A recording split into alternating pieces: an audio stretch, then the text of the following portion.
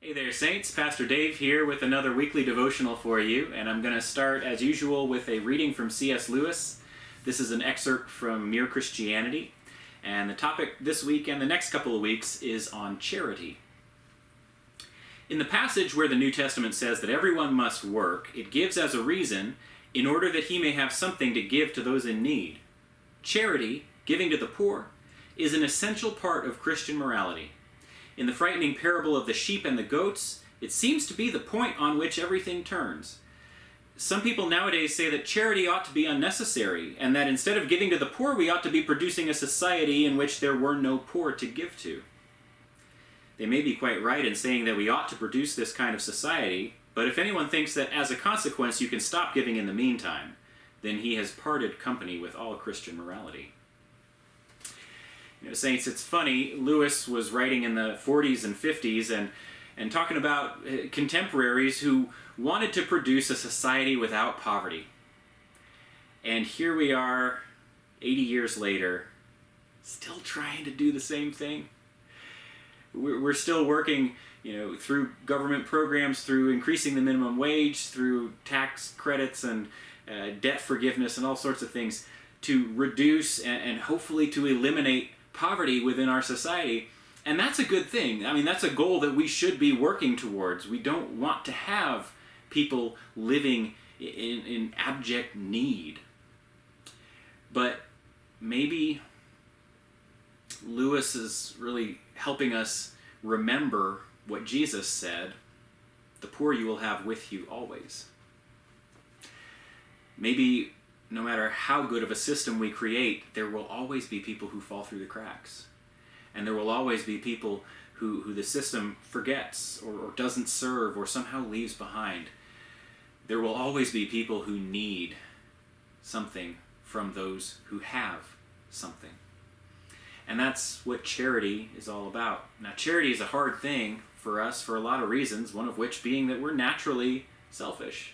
Naturally, we look out for our own interests before anyone else's, and we don't want to give up what we have to give to somebody else, not knowing what they're going to do with it. Not really being able to fully trust that what they do is going to be for their good or for anyone else's. These days you can look up any number of websites, you can research how effective charities are in fulfilling their mission.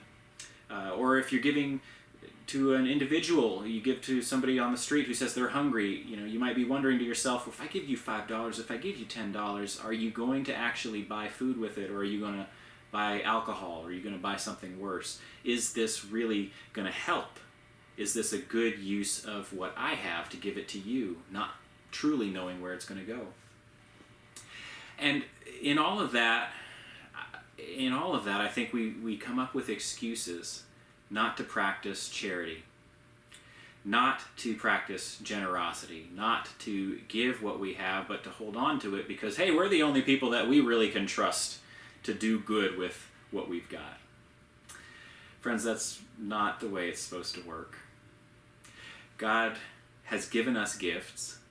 God has blessed us materially and in many other ways because God wants us to share that blessing. God wants us to spread that blessing around. God wants us to take from the abundance we have to give to those who have less. And not to spend all of this time and energy worrying about how good a use they might put it to. At some point, there's got to be faith in there.